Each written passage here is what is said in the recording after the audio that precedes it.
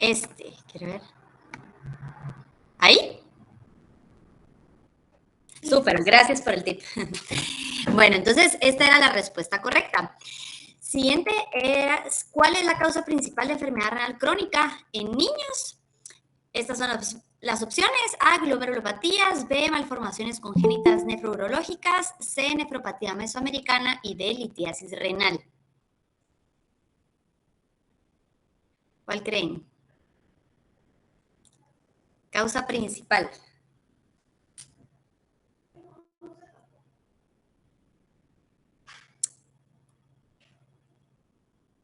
Aquí les voy a dar la respuesta. Y es malformaciones congénitas nefrourológicas. No es que glomerulopatías no sea una causa, ¿no? Pero la que más se encuentra en Guatemala es las CACUT, ¿verdad? Que son las malformaciones congénitas nefrourológicas. Aquí en Guatemala tenemos una gran cantidad de pacientes con causa desconocida, que eso lo vamos a hablar más adelante, pero ahora se está empezando a trabajar un poco más la parte genética y estamos teniendo diagnósticos ya genéticos, que eran algunos que se diagnosticaban como causa desconocida porque no se contaba con esta herramienta, ¿verdad? O este examen de diagnóstico. Siguiente información, siguiente pregunta. ¿Cuántos pacientes creen que se encuentran actualmente en tratamiento de hemodiálisis en el servicio de nefrología pediátrica? Recordemos que somos un servicio de hemodiálisis aguda, o sea, tenemos 100 máquinas, ¿verdad? ¿Cuántos creen que actualmente, o sea, este mes, así hoy, si van a Fundanier o van a ir a Nefro, cuántos pacientes están al mes en hemodiálisis? ¿25, 30, 43 o 35?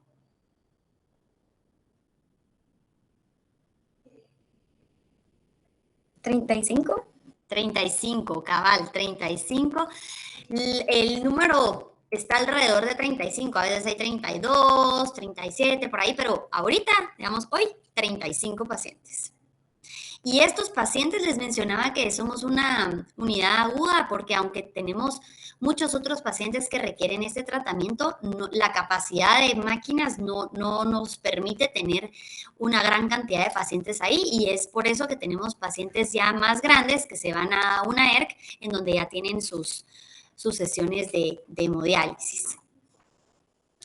Y ahora, ¿qué porcentaje de los pacientes con enfermedad renal crónica en terapia de diálisis peritoneal creen que presentaron retraso de crecimiento severo en el mes de octubre? Eso significa que solo de los pacientes de la consulta de octubre, es la pregunta, ¿verdad? No en general, no de todo el grupo de diálisis, sino que solo de la consulta, ¿qué porcentaje creen que presentó un retraso de crecimiento severo?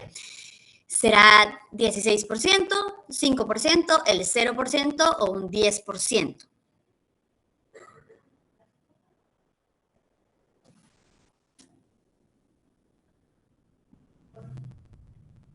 Aquí, dentro de retraso de crecimiento severo, es como más específico. Cuando hablamos de retraso de crecimiento hay leve, moderado y severo, y solamente de severo tenemos el 16% de los pacientes del mes de octubre. Lastimosamente, la mayoría de los pacientes van a presentar a nivel general de hemodiálisis y diálisis peritoneal algún tipo de retraso de crecimiento, ¿sí? ¿Y cuántos creen que de los que tenemos actualmente hospitalizados presentan alteraciones en ingesta y o apetito? El 30% de los pacientes, 50% de los pacientes, 90% de los pacientes o 70% de los pacientes.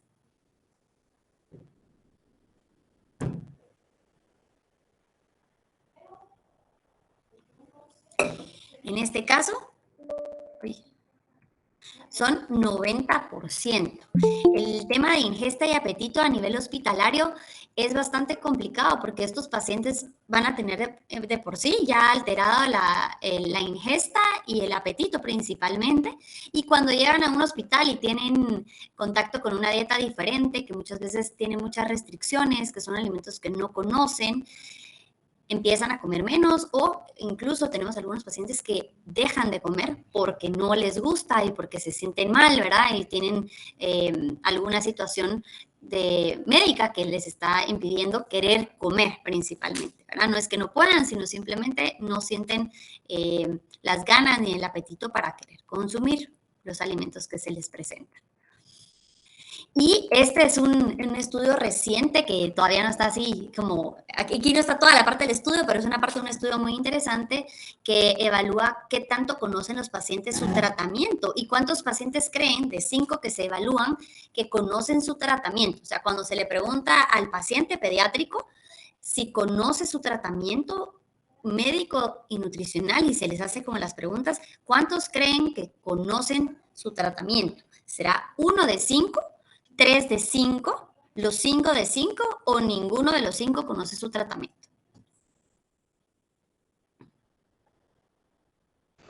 ¿1 de 5? Un poquito más, ¿sí? La verdad que 3 de 5 de esta población evaluada conocían su tratamiento, que incluye tratamiento médico y nutricional. Esto nos llamó mucho la atención porque hace falta bastante adherencia en cuanto al tratamiento dietético y tratamiento médico y mucho se debe, ahora lo tenemos como confirmado, a que los pacientes no toman responsabilidad de su enfermedad.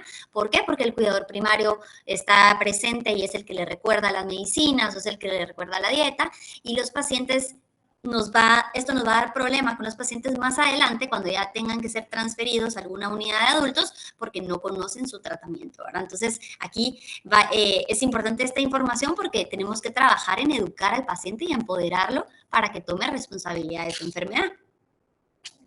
¿Y cuántos creen que en el momento del diagnóstico dejan de estudiar? O sea, cuando un paciente es diagnosticado con enfermedad renal crónica y se dice, bueno, empieza hemodiálisis mañana, por ejemplo, ¿cuántos de estos pacientes de nuevo diagnóstico creen que dejan de estudiar?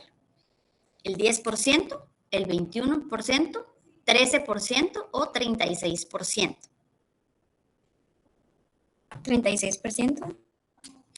La verdad, pensamos que iba a estar mucho más alto y esto es porque cuando pensamos de manera general de los pacientes, la mayoría dejan de estudiar, ¿sí? Pero en el momento del diagnóstico, o sea, de pacientes de primer ingreso, por decirlo así, el 21% deja de estudiar. Ahí ya toma como ya es más alarmante este 21%, porque es de un paciente que viene de su casa, de estar estudiando por años, que le hacen el diagnóstico y que prácticamente dicen deja de estudiar. Y esto tiene impacto igual a largo plazo. ¿Por qué? Porque estos pacientes no estudian, luego no pueden adquirir un trabajo y en el tema de poder tener, por ejemplo, seguro social o algo para más adelante, tener medicamentos, ya se complica la situación, ¿verdad? Entonces aquí también trabajamos muchísimo en la parte de educación porque ya estamos viendo que los pacientes al empezar una terapia dejan de estudiar. Y con eso, pues abro aquí el tema para que sepan que la enfermedad renal crónica en niños es una enfermedad importante que aunque la mayoría de personas conocen acerca de enfermedad renal crónica, pero en la población adulta, en pediatría, los datos realmente alarman y hacen que tengamos que prestar la atención a esta enfermedad. Sabemos que la enfermedad renal crónica es una enfermedad que progresa, que es silenciosa, que es una enfermedad que lastimosamente no tiene cura, que tiene tratamientos, ¿verdad? Tratamiento de sustitución renal, que tenemos hemodiálisis, diálisis peritoneal, trasplante, y que se divide en 5 estadios. A medida que el paciente disminuye su tasa de filtración glomerular, así avanza la enfermedad. Sí, un paciente que está en estadio 5, que es el que vamos a hablar hoy un poquito más, es un paciente que ya va a requerir una terapia o que ya está pronto a requerir una terapia. Esto, aunque para nosotros tal vez es simple de entender, en los pacientes nos cuesta que comprendan primero qué son los riñones, qué tienen riñones, cuáles son las funciones y cómo esta enfermedad, aunque no presenta síntomas tan evidentes al principio, es una enfermedad que sí es bastante, bueno, que es mortal lastimosamente, ¿verdad? Pero que sí tiene un tratamiento y que se debe de trabajar de manera integral, ¿verdad? La parte médica, la parte nutricional, el apoyo social, el aporte psicológico, porque es una enfermedad que afecta la calidad de vida no solo del paciente, sino de la familia en general. Y aunque vamos a hablar de esta de esta puntita del triángulo, ¿verdad? O la punta del iceberg, como tal vez habrán escuchado, que es donde vemos, bueno, hay un montón de pacientes en diálisis, un montón de pacientes en hemo, está toda esta otra población que está en etapa prediálisis, que está ahí, que muchas veces no sabe que tiene la enfermedad o que nosotros tampoco sabemos que tiene la enfermedad y que es ahí donde tenemos que trabajar, porque no es que todos ustedes se van a dedicar a nefro, ojalá, pero seguramente no. Van a tener poblaciones de riesgo o van a estar tal vez en una clínica, ¿verdad? Trabajando con pacientes que pudieran llegar a tener esta enfermedad. Y el que ustedes tengan solo esto en mente ya hace una gran diferencia con los pacientes, porque con ustedes van a llegar pacientes tal vez con anemia y que un paciente o un doctor tal vez que no tiene tan fresco el tema de enfermedad renal crónica, jamás pensaría que una anemia pudiera hacer alguna presentación de enfermedad renal crónica. Y no es que va a ser lo primero que vamos a pensar o lo más común, pero sí tenemos que saber que la enfermedad renal crónica comienza a ser de los principales diagnósticos de ingreso de los pacientes a nivel nacional. Y aunque trabajemos con una población sana, tenemos que hablar de dieta, tenemos que hablar de alimentación saludable, ejercicio, estilo de vida saludable, para evitar este tipo de enfermedades, no solo en la edad pediátrica, sino también en la edad adulta, porque un paciente pediátrico que tiene una dieta muy pobre, que tiene sobrepeso o que tiene desnutrición, puede ser riesgo de desarrollar enfermedad renal crónica en el futuro. Eso uno. O, por otro lado, también es que un paciente que tiene un bajo peso o que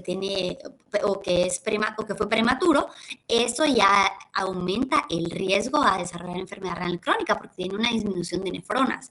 Sabiendo esto, también preparamos a la familia a que tenga una dieta saludable y que pueda tener menores complicaciones en el futuro. Entonces, trabajemos en esta población sana, que va a ser la mayoría de pacientes con los que vamos a trabajar, o que no tienen enfermedad renal crónica, para evitar que esta enfermedad se complique y que el paciente también se complique.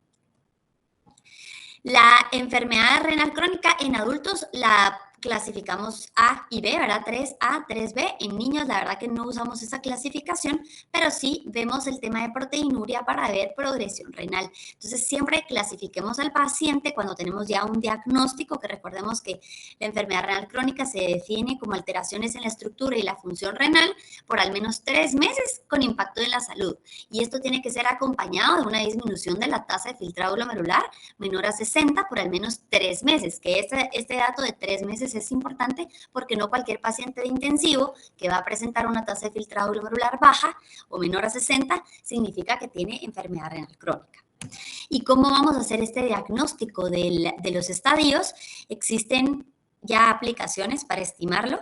En niños usamos la fórmula de Schwartz, en adultos la que más se utiliza es Seca de EPI, y hay bastantes calculadoras en internet. Esta es una que yo les comparto, que es de la National Kidney Foundation, la pueden tener en su celular y se meten los datos en niños, creatinina, estatura, y sale rápidamente el resultado de la tasa de filtrado glomerular.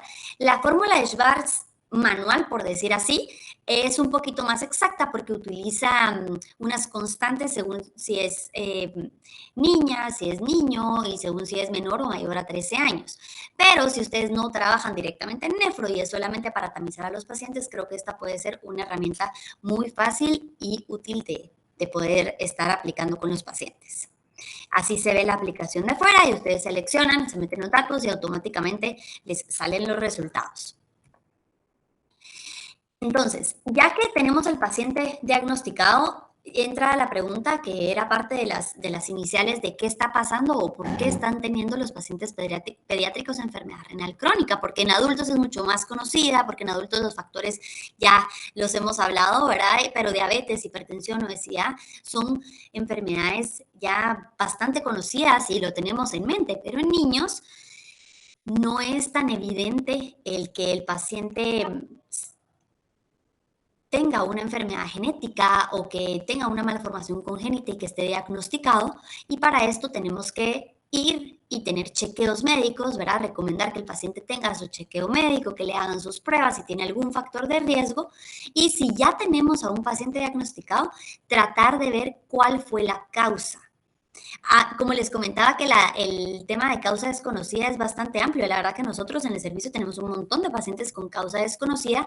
Esto se debe a que muchas veces ya llegan con nosotros muy tarde, o si es algún factor genético y no se ha hecho algún examen genético, pues no vamos a tener el diagnóstico certero, pero ya se está aplicando mucho más este tipo de evaluaciones para saber y tener el diagnóstico correcto de los pacientes. Los síntomas que van a presentar los pacientes, la verdad, depende mucho porque es una enfermedad bastante silenciosa. La mayoría de pacientes nos dicen, mire, yo no creo que esté malo de los riñones mi hijo porque estaba re bien. O sea, él de verdad siempre ha sido un niño sano, nunca había dado problema hasta que empezó con la anemia. A veces lo primero que van a presentar es anemia y cuando ya llegan con nosotros han estado con tratamiento para la anemia por mucho tiempo y la causa era enfermedad renal crónica. Y esto se debe a que los síntomas son muy generales, aparte, ¿verdad? Que no tienen hambre, que se sienten cansados, que vomitan o que tienen la piel seca. Son síntomas que uno de por sí no va a pensar voy a vomitar y voy a decir tengo enfermedad renal crónica, ¿verdad? Y menos alguien que ni siquiera tiene en su mente que tiene riñones. Entonces, también educar acerca de estos síntomas o darse cuenta que no todos estos síntomas pueden ser tan sencillos como uno pensaría, también nos ayuda a saber y guiar al paciente para hacer exámenes y poder diagnosticar lo antes posible. Quiero que sepan que a la hora de nosotros en Fundanier trabajamos de manera integral, ¿verdad? Con un equipo multidisciplinario y eso es lo que yo más les quiero recomendar hoy, ¿verdad? Que esta enfermedad, como muchas, requiere de un equipo multidisciplinario para tratar al paciente como un todo y no solo como la enfermedad, porque muchas veces nos pasa, ¿verdad? Y hablamos de la enfermedad y que sí, que cuánto está filtrando, que cuánto tiene toxinas, que se le subió el potasio y nos olvidamos de todo lo que es el paciente, de su familia, de la calidad de vida, es que el paciente tiene metas, tiene sueño y es por eso que necesitamos el apoyo de otros profesionales como apoyo psicológico, apoyo social, nutrición, porque el que el paciente tenga su entorno adecuado, o sea, que la familia entienda la enfermedad, que se sume a hacer la dieta, que tengan el apoyo económico, va a hacer que el tratamiento sea más exitoso. Nos ha pasado que los pacientes pequeños, ¿verdad? Los pacientes pediátricos, cuando les hablamos de la dieta, los padres de familia o cuidadores, ¿verdad? Dicen, sí, pero es que yo le hago ahí su pollo cocido y él no se lo quiere comer. Y cuando averiguamos un poco más, resulta que el resto de familia está comiendo pollo campero y el pobre niño le están dando su pollo cocido. Eso es, primero, no es que tengan que comer solo pollo cocido, quiero dejarlo claro, pero es importante que no solo el paciente tiene que hacer los cambios, sino que es la familia en general y eso es lo que es más retador, porque un paciente que de por sí es difícil cambiarlo, imagínense cambiar a una familia completa que dirá yo no estoy enfermo, o sea, que él haga la dieta.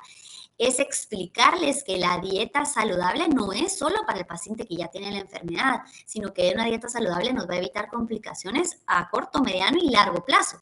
Y hemos visto que las familias que se apuntan y dicen, no, nosotros vamos a hacer los cambios y el paciente y nosotros lo vamos a hacer, son pacientes que se adhieren mucho más al tratamiento. ¿Por qué? Porque se sienten apoyados. Entonces, entender que el paciente no solo es la enfermedad y que requiere de nuestro apoyo para que se sienta bien y que pueda cumplir el tratamiento, va a ayudar a que la adherencia sea mejor. Esto va un poquito con lo de los síntomas. Ustedes tal vez lo van a ver como tal vez ya complicado en el hospital, ¿verdad? Que la mayoría de los pacientes van a llegar hipertensos o con sobrecarga hídrica o que tienen un PUN elevado, ¿verdad? O ya alteraciones óseas. Y esto, pues sí, es una de las manifestaciones que van a presentar nuestros pacientes. Y cuando tenemos a nivel hospitalario ya pacientes que llegan que ya son parte de programas como hemodiálisis, diálisis peritoneal, pues estas van a ser las manifestaciones más comunes. Y quiero que sepan, y quiero que vean acá que dentro de las manifestaciones está malnutrición. Y es que el tema de retraso de crecimiento que les mencionaba al inicio es importante. La mayoría de pacientes, si ustedes se dan una vueltecita ahí por nefro, van a ver que los pacientes parecen más chiquitos de la edad que tienen. O sea, a veces uno dice, ay, ese niño debe tener como 8 años y que sí tiene 13, ¿sí? Y esto es porque tienen un retraso de crecimiento importante por la enfermedad. No solo que el paciente ya muchas veces llega con un estado nutricional deteriorado, sino que la enfermedad renal les afecta mucho más este estado nutricional. ¿Qué vamos a ver o qué manifestaciones son frecuentes de ver en el paciente? ¿Qué esperamos para poder tratarlo de la mejor manera? Es primero saber que es una enfermedad inflamatoria, la enfermedad renal crónica, y que se van a ver afectados muchos órganos y muchos sistemas del cuerpo, pero uno importante que vamos a hacer énfasis va a ser el tema de apetito, ingesta, porque eso es lo que principalmente nos afecta estado nutricional, ¿sí? Aquí el apetito, aunque las citoquinas proinflamatorias nos aumentan requerimientos y nos deberían de aumentar apetito, la mayoría de pacientes presentan un apetito muy pobre. Y esto, sabiéndolo, nos guía a hacer la pregunta de cómo ha estado su apetito. Yo siempre digo que esta pregunta es muy sencilla o parece de poca importancia, pero el que el paciente nos diga si está comiendo o no, nos dice muchas veces si el paciente está bien dializado, si está en una terapia, o si el paciente tiene una elevación de toxinas importante en etapa prediálisis, por ejemplo. Entonces, de verdad, pruébenlo con los pacientes. A veces no entienden la palabra cómo está tu apetito, ¿no? Pero ha sentido hambre, cómo está comiendo en la casa, se está acabando el plato, se termina todo el plato, luego se come la mitad. Eso nos ayuda a conocer cómo está la ingesta de nuestros pacientes. Y dentro de lo que van a encontrar, o es frecuente encontrar en estos pacientes, y lo menciono porque creo que vale la pena saber qué esperar para saber qué buscar, es que el paciente va a presentar uremia. Y esta foto es un poco, es de la escarcha urémica, que ahorita parece un poco exagerada porque ya casi no se ve esto, porque ya contamos con hemodiálisis de emergencia si llegara un paciente con un BUN en 150, por ejemplo, o más. Ya no se ven BUN tan elevados porque ya se cuenta con ese recurso, antes no. Pero otras formas donde podemos ver la uremia es que el paciente tiende a tener una piel muy seca, tienen un color un poco como cetrino, presentan vómitos, náusea, y esto hace que el paciente también se deteriore más. Cuando hablábamos de la anemia al inicio, nosotros puede que sea el diagnóstico con el que ustedes se van a enfrentar de primer ingreso, por decir así, tal vez no a nivel hospitalario, pero sí en la clínica privada. Y aquí vemos una anemia normocítica normocrómica, y vamos a ver que es una anemia que va a requerir eritropoyetina y no solamente hierro, por ejemplo, sino que ya la enfermedad de base va a requerir el que nosotros demos la eritropoyetina para la síntesis de glóbulos rojos. La acidosis metabólica en pediatría también tenemos que evaluarla. En adultos casi no se ve bicarbonato, por ejemplo, pero en niños es importantísimo evaluarlo. Si no lo llevan los pacientes en sus exámenes, hay que solicitarlo, porque sí, que un paciente tenga acidosis metabólica es un paciente que nos va a costar muchísimo que gane peso. Realmente hasta que se corrige la acidosis, logramos que el paciente empiece a mejorar en la parte nutricional. Entonces, si no lo tienen, evalúenlo, búsquenlo, porque si es un paciente que no gana peso, por ejemplo, o no gana estatura y no se ha evaluado esto, podría ser una de las causas principales. En el caso del metabolismo óseo mineral, si ustedes también pasan por nefro, van a ver que también tenemos pacientes con alteraciones óseas.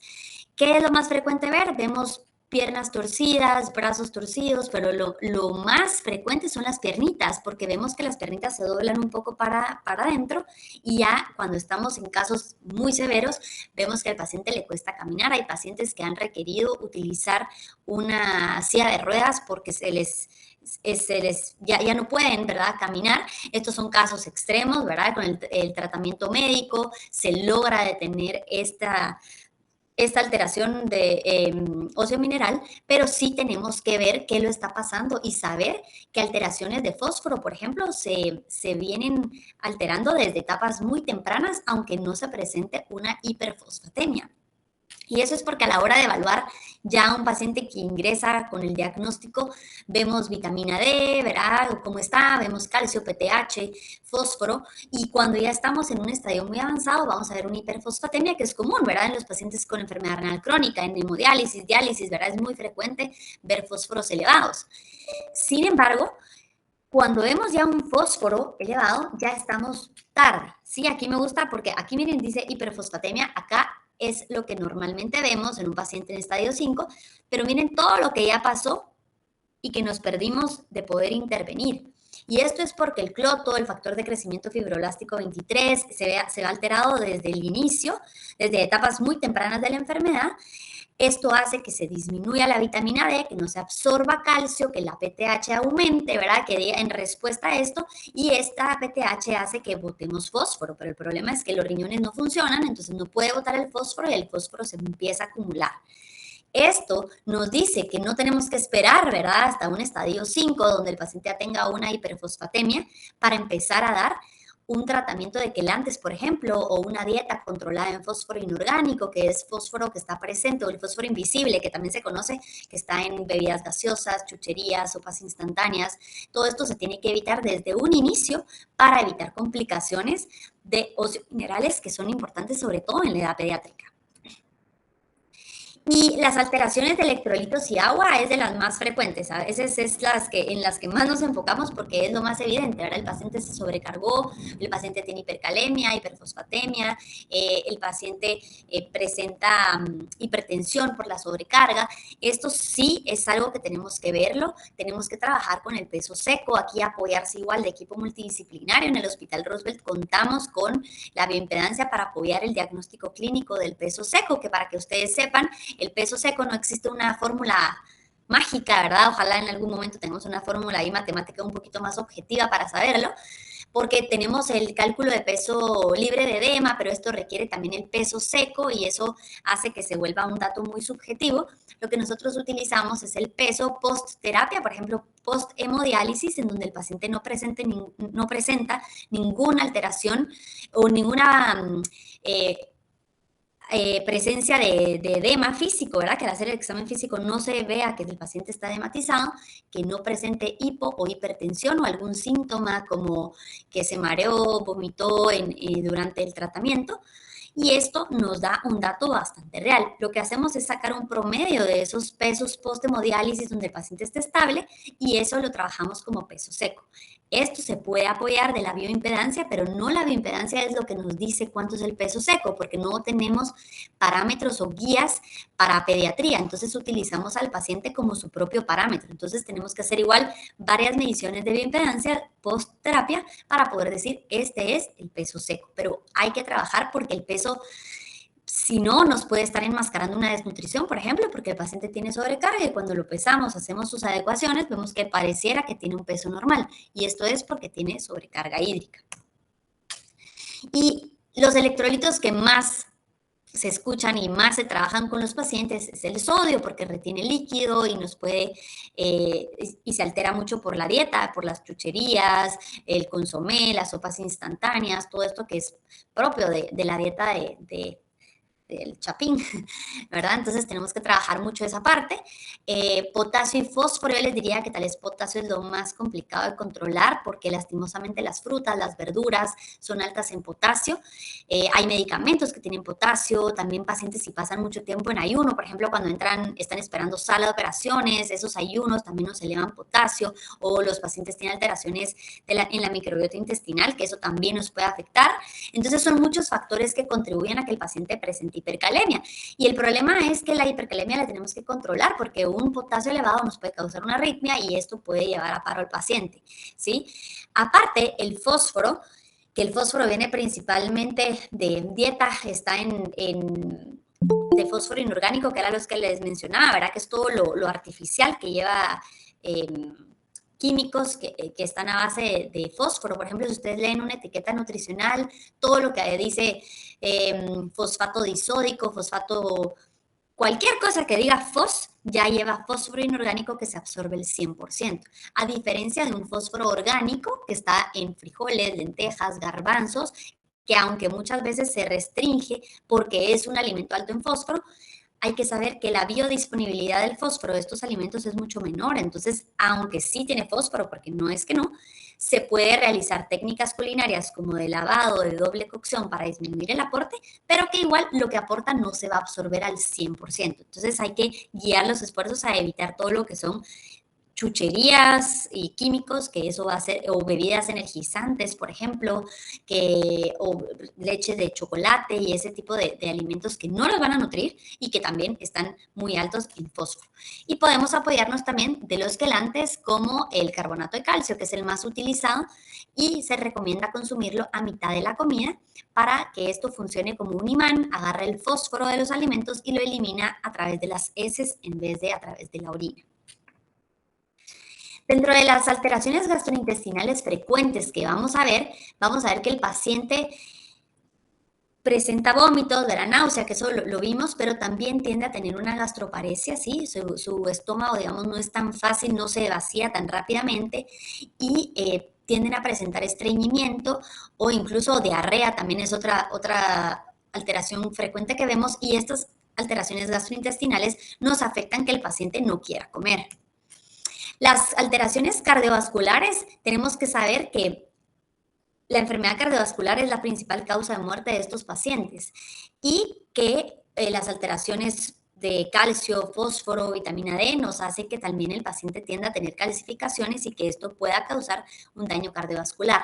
Si tienen un paciente con enfermedad renal crónica, es importante que vean cómo está su corazón o que le den chequeos para que no vaya a tener alguna complicación, porque es frecuente ver aterosclerosis, hipertrofia del ventrículo izquierdo o algunas calcificaciones que nos puedan llevar a que el paciente se complique. Siempre la dieta, por esto, también debe ser cardioprotectora, recomendando omega 3, grasas saludables, baja en químicos, para que el corazón también esté protegido en cuanto a dieta.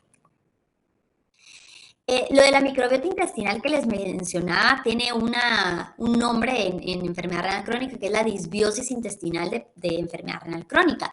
Aquí lo que pasa es que hay un aumento de las bacterias patógenas y una disminución de las bacterias benéficas, y esto hace que el paciente vaya a producir más toxina, ¿sí? Esta producción o elevada producción de toxinas urémicas hace que el paciente presente más síntomas de uremia y que se complique. Entonces, lo que tenemos que hacer es que el paciente reciba su fibra adecuada, que en la mayoría de pacientes es baja por las restricciones de dieta, que vamos a hablar más adelante qué se puede hacer con esto, pero que se recomiende fibra y que no se restrinja además al paciente en líquidos. Esto de verdad es importantísimo, porque ¿qué pasa? Vemos un paciente nemo que tal vez no orina mucho o que no orina y se le restringe el líquido total. El paciente, por miedo a hincharse o por alguna complicación, no toma líquido, y nos cuesta no solo nutrir al paciente con alguna fórmula, por ejemplo, sino que el paciente va a tener más alteraciones a nivel intestinal porque no tiene agua. O sea, aunque consuma fibra, no va a poder funcionar adecuadamente la fibra porque no tenemos un buen aporte de líquidos. Entonces, no restrinjan de más, por favor. Eso va para nutrición y para médicos. La verdad que a veces estamos restringiendo de más y no hay necesidad. Entonces, sí vale la pena evaluar en el tema de líquidos cuánto está orinando el paciente, cuánto está ultrafiltrando, ¿verdad? O cómo están sus balances si es diálisis, y ver también las pérdidas insensibles que está teniendo el paciente. E irlo evaluando periódicamente, no con lo que entró orinando, por ejemplo, sino que llevar un control de excreto urinaria diario a nivel hospitalario, y en la parte ambulatoria también recomendar que el paciente lo mida. Cuesta mucho al principio, pero después las personas se acostumbran y se puede recomendar 1 o 2 veces a la semana que lleven ese control para llevar bien el dato de líquido y no restringir de más o evitar también problemas de sobrecarga hídrica. El tema de malnutrición, o sea, realmente solo de malnutrición podríamos tener una clase. Cada una de estas alteraciones podríamos hablar horas de horas, pero la malnutrición es frecuente en estos pacientes. Los artículos mencionan de 20 a 70%, y este porcentaje tan amplio es porque hay muchos estudios, ¿verdad? Algunos hablan de 30, algunos hablan de 40, otros de 60, y hay muchas variaciones. En Guatemala esto es de gran importancia porque ya nuestros pacientes tenemos la doble carga de la malnutrición, ¿verdad? Tenemos pacientes que tienen desnutrición, pero ya también tenemos pacientes con sobrepeso. Los pacientes con enfermedad renal crónica, la mayoría van a presentar desnutrición, y si no la tienen al ingreso, es muy probable que se desnutran si no tienen un abordaje nutricional correcto. ¿Qué pasa? Son dietas que muchas veces son muy estrictas, ¿sí? Que cambian su alimentación, que son dietas que se cambia a lo que están acostumbrados, o alimentos que no pueden adquirir porque no están disponibles en su área, porque no pueden costearlos. Y aparte que como tienen elevación de hormonas anorexígenas, no quieren comer, ¿sí? Entonces, Dietas restrictivas. No tengo hambre, no como y tengo una alta demanda porque tengo una enfermedad inflamatoria, un estado catabólico y no le estoy dando suficiente, es un paciente que se viene abajo en un segundo. Donde más se nos deterioran los pacientes es en la terapia de hemodiálisis, que es bastante, sí desgasta mucho al paciente. Acá vale la pena que en la parte de parámetros bioquímicos revisen albúmina, pero que sepan que la albúmina no va a ser únicamente un parámetro nutricional, es realmente un predictor de mortalidad y que nos mide cómo está a nivel de inflamación el paciente, ¿sí? No toda albúmina baja significa que el paciente no está consumiendo suficiente proteína, aunque sí nos guía para saber qué tanta proteína tenemos que darle al paciente. Pero recordemos que al paciente tener inflamación es un paciente que va a tener una albúmina disminuida. Y un paciente que tiene una albúmina baja sí nos aumenta el riesgo de mortalidad. Acá en terapias ya de hemo, DP, sí, muchas veces tenemos que apoyarnos de un suplemento nutricional o por lo menos de un módulo de proteína para poder llegar a los requerimientos. Pero no siempre es solo la proteína el problema, sino que también puede ser que no estemos llegando a las calorías que requiere el paciente y entonces la proteína que está consumiendo no la está utilizando para síntesis muscular, sino que la está utilizando para consumo general, digamos, de calorías. Entonces sí tiene que estar muy bien el aporte de calorías para que la proteína pueda ser utilizada correctamente. Acá vemos entonces que son muchísimos factores los que nos van a afectar a este paciente. Es un paciente que está en crecimiento, que ya de por sí puede tener algún estado nutricional deteriorado, que tiene una enfermedad inflamatoria, que no siempre la economía es la mejor del paciente, que está dejando de estudiar, que tiene otras comorbilidades. Entonces realmente se vuelve un desafío en la parte de manejo médico-nutricional, porque tenemos un paciente complicado que se puede complicar más.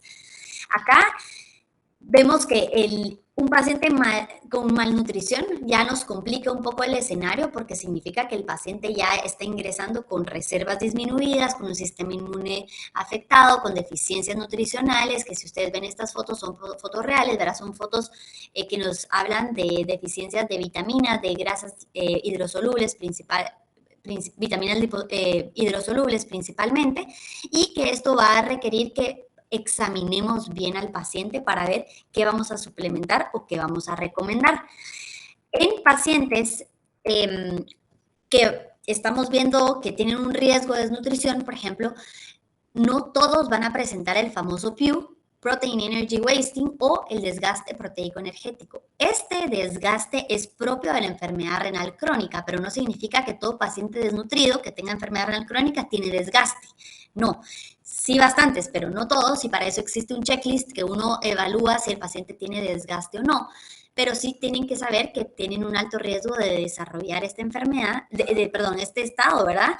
Porque hay muchos factores como las pérdidas de nutrientes en la diálisis, las comorbilidades como la enfermedad cardiovascular, la producción de citoquinas preinflamatorias, la sobrecarga hídrica, todo esto contribuye a que el paciente tenga más toxinas urémicas, que esté más inflamado y que se empiece a desgastar. Esto nos aumenta el riesgo de mortalidad y nos disminuye la calidad de vida del paciente. Entonces sí hay que tenerlo en mente, pero no es que todos los pacientes lo van a presentar. Para esto existen ciertos criterios que el paciente debe cumplir, como una albúmina menor a 3.8, un colesterol sérico menor a 100, una pérdida de masa muscular, una pérdida de peso, una ingesta dietética disminuida, y lo que se trabaja es un tipo como el checklist, ¿verdad? Que son estos puntos en donde se va marcando, sí, el paciente tiene albúmina baja, check, el paciente perdió peso en el último mes, cheque, el paciente está consumiendo menos de 0.8 gramos kilo día de proteína, y si el paciente cumple con 3 criterios, al menos 3 criterios de este checklist, ya podemos diagnosticar al paciente con desgaste proteico energético. En lugares donde ustedes no tengan apoyo de una nutricionista directo, ustedes pueden utilizar esta herramienta, hacer el checklist y tener como un dato bastante objetivo de poder referir a este paciente a seguimiento por nutrición, porque este paciente requiere de seguimiento nutricional, pero cercano, ¿verdad? Y a veces son tantos pacientes que uno no sabe si manda a todos, si no manda a ninguno. Este puede ser un criterio de tamizar a los pacientes para ver a quiénes priorizar en cuanto a un manejo nutricional un poquito más agresivo.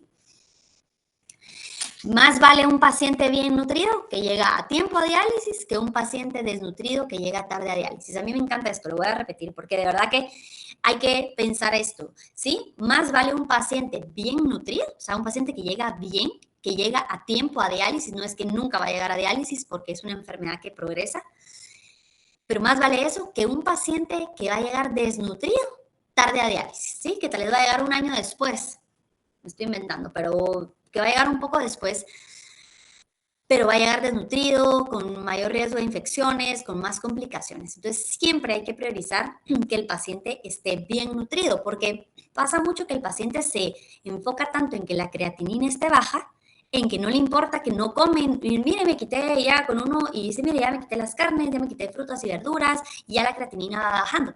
De plano que va a bajar, porque la creatinina viene de la creatina del músculo, y si el paciente empieza a perder masa magra, pues de plano la creatinina va a bajar. Pero hay que explicarle al paciente que la creatinina no es el único factor que tenemos que tomar en cuenta, sino que es un todo a los electrolitos, cómo están las toxinas, y que vale la pena que el paciente esté bien nutrido. Aparte de estas alteraciones, tenemos las alteraciones metabólicas, que el estado inflamatorio nos causa que el paciente tenga una resistencia a la insulina, que tenga una degradación proteica aumentada, entonces que esto complique aparte, ¿verdad?, toda la situación que va a presentar el paciente. Entonces, ¿cuáles son los objetivos? Nuestros objetivos van a depender en qué estadio de la enfermedad y qué terapia va a tener el paciente, pero en general va a ser mantener el crecimiento y controlar el peso, tratar y evitar complicaciones, disminuir las hospitalizaciones lo más que se pueda, porque al ingresar el tema de dieta y ayunos por espera de cirugía o algunos procedimientos, eso también nos complica el escenario. Promover la calidad de vida, ¿verdad? Ver al paciente como un todo, no solo como una enfermedad, individualizar, no es que todos los pacientes tengan restricción de todo, y lograr cubrir requerimientos, ¿sí? Trabajar en un equipo multidisciplinario va a ser clave para lograr todos estos objetivos. Cubrir requerimientos es de lo más complicado. ¿Por qué? Porque el paciente está en un estado de estrés, un estado inflamatorio que se tiene que estar evaluando constantemente cómo y cómo, ¿verdad? Cómo lo vamos a cubrir y en cuánto está aumentando sus requerimientos nutricionales. En nutrición va a ser clave que hagamos una buena evaluación. Esta es otra herramienta que pueden utilizar ustedes también si no tienen una nutricionista dentro del equipo de trabajo. Este se llama Malnutrition Inflammation Score, que es una herramienta de tamizaje que igual funciona como un tipo checklist que da calificaciones dependiendo de la situación que va a presentar el paciente. Por ejemplo, cuánto tiempo lleva en diálisis, si tiene alguna comorbilidad, si ya ha tenido cambios en el peso. Uno le va poniendo como un puntaje y al final, dependiendo del puntaje que tiene, uno clasifica si el paciente tiene riesgo leve, moderado o severo. Esto no diagnostica desnutrición, pero sí nos ayuda a diagnosticar riesgo nutricional. Entonces aquí ustedes pueden decir, va, un paciente que tiene 20 puntos, digamos que está clasificado como un riesgo severo o aumentado, yo ya lo refiero automáticamente con nutrición, ¿sí? Vamos a trabajar también la parte de establecer metas, requerimientos y monitorear al paciente como parte de tener consultas y seguir al paciente lo más de cerca posible, priorizando dependiendo cómo está el paciente. Educar al paciente, que de verdad esto es clave, educar todo el tiempo, desde qué son los riñones, qué es la enfermedad, cómo vamos a abordar la situación de cada uno y suplementar en los casos que sea necesario. En el tema de prediálisis, que para hablar de requerimientos y todo, igual tendríamos que detenernos mucho, que eso lo vamos a ir viendo tal vez en algunas otras ocasiones. Ahí les voy a contar, vamos a tener un congreso virtual que ojalá algunos de ustedes se interesen y quieran participar. Pero a grandes rasgos, en el tema de prediálisis, vamos a tener pacientes que queremos evitar el progreso de la enfermedad y para esto tenemos que controlar cómo está la presión, cómo está la proteinuria, que no vaya a tener algunas alteraciones. Si tuviera alguna alteración de azúcar, por ejemplo, si fuera un paciente pediátrico con diabetes, que no es tan común, pero que esté controlado, y tratar de dar un aporte restringido, ¿verdad? O limitado. Sí, en niños no restringimos, sino que damos su requerimiento basal de proteína para que no tenga una dieta hiperproteica, porque la dieta hiperproteica, sobre todo basada en proteína animal, ¿sí? Carne, pollo, huevo, queso, eso sí se ha visto que aumenta el progreso o acelera el progreso de la enfermedad. Entonces, en adultos se restringe a 0.6, 0.8 gramos kilo día, más o menos. En niños no se restringe, pero sí se da RDI, porque la mayoría de pacientes consumen más proteína de la que debería. Y ya en terapias como hemodiálisis o diálisis peritoneal, aquí el requerimiento de proteína aumenta. Tenemos restricción de potasio, fósforo, sodio, que esto lo trabajamos mucho con material educativo, pero también tenemos que tratar de que sea una dieta atractiva. Y para esto les menciono que antes se trabajaba, o se le llama como la Old Kidney Diet, ¿verdad? O la dieta renal antigua, en donde el sodio se restringía al 100, o sea, miren, no sal, no quítese el sal de mesa, quítese todos los químicos. En cuanto al potasio, no se dejaba frutas, no verduras, no legumbres, ¿verdad? En cuanto al fósforo, cero lácteos. En proteína decían, cuidado con proteína vegetal, ¿verdad? No legumbres porque eso aumenta fósforo, y fibra ni se tomaba en cuenta, ¿verdad? Entonces el paciente decía, bueno, si tengo que quitar esto, no frutas, no verduras, no lácteos, ¿qué como? ¿Verdad? Entonces se volvía una dieta así, ¿verdad? Hay como una imagen de chiste, ¿verdad? Que está un señor diciéndole al mesero y le dice, miren, necesito un alimento que no contenga nada de potasio, que no tenga esto, que no tenga otro, y el mesero llega y le lleva un plato vacío, ¿verdad? Porque realmente se vuelve una dieta muy restrictiva, que hace que el paciente realmente me presenta en este plato y yo digo, uy, no, prefiero no comer, ¿verdad?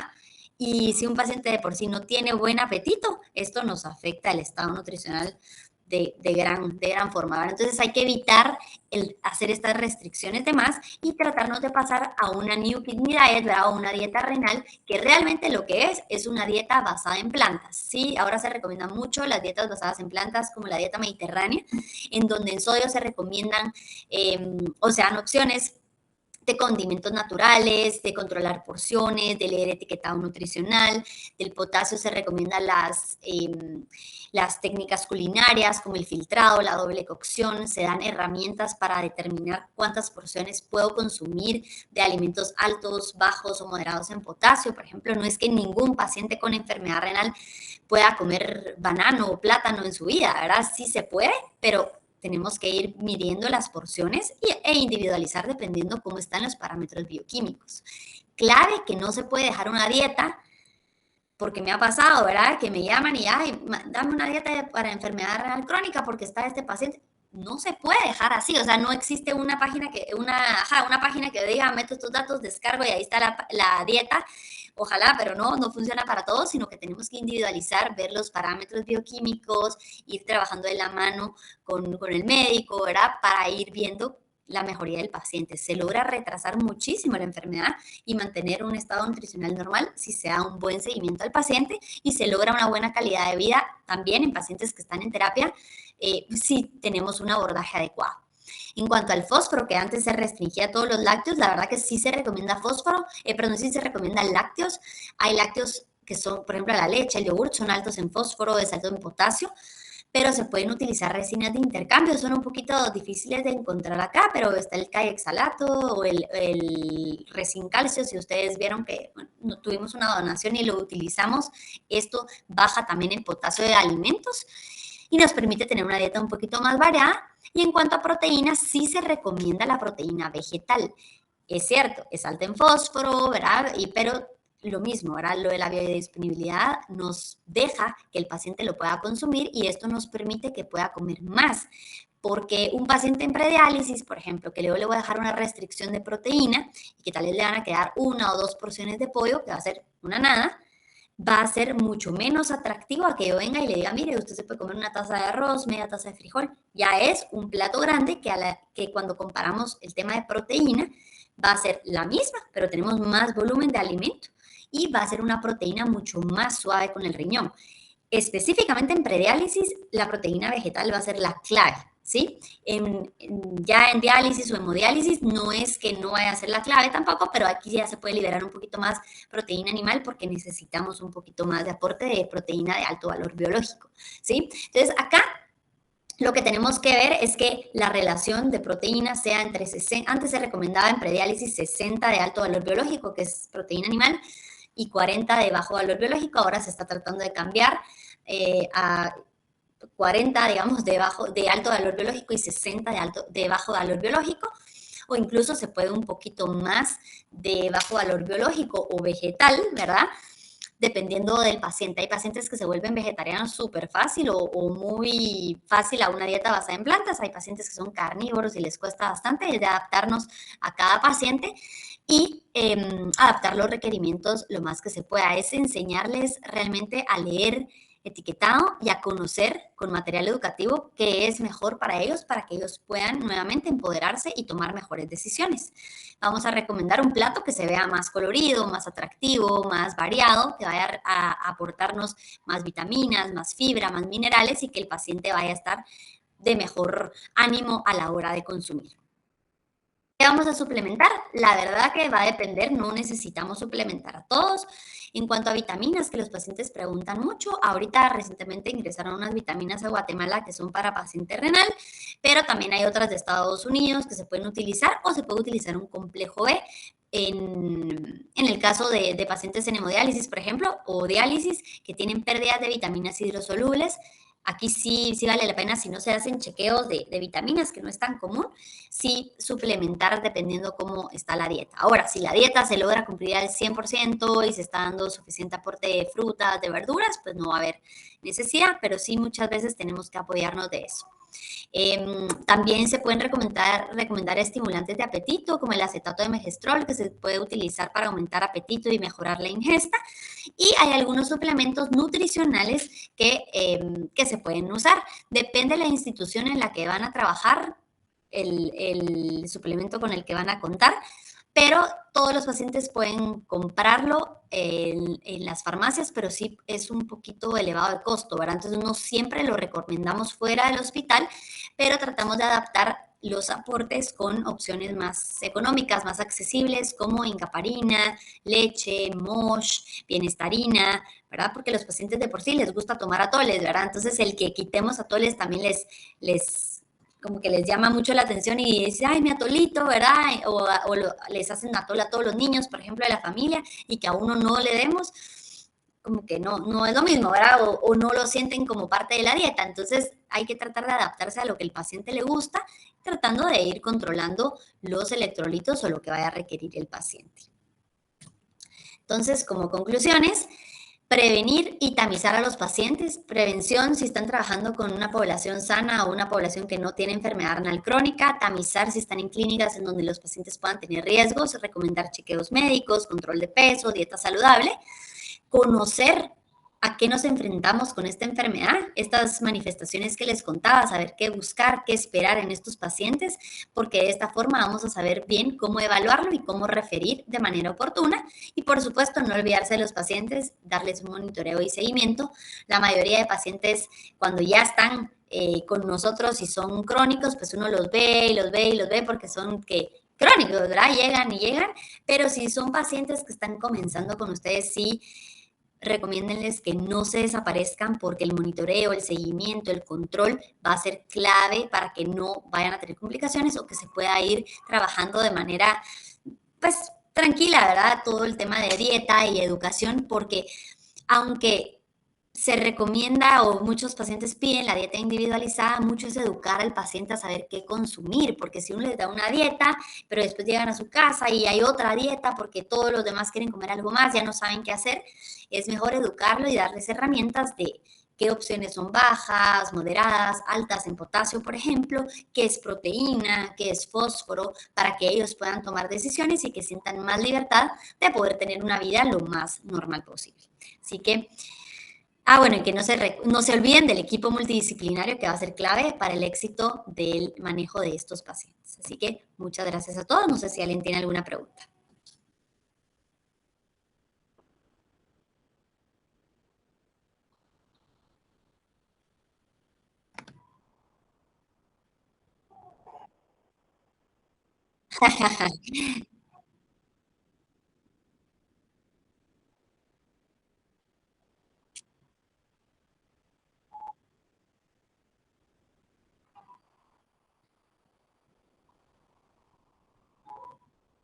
Bueno, si no hay, si nos topamos, me pueden preguntar, si se recuerdan de algo.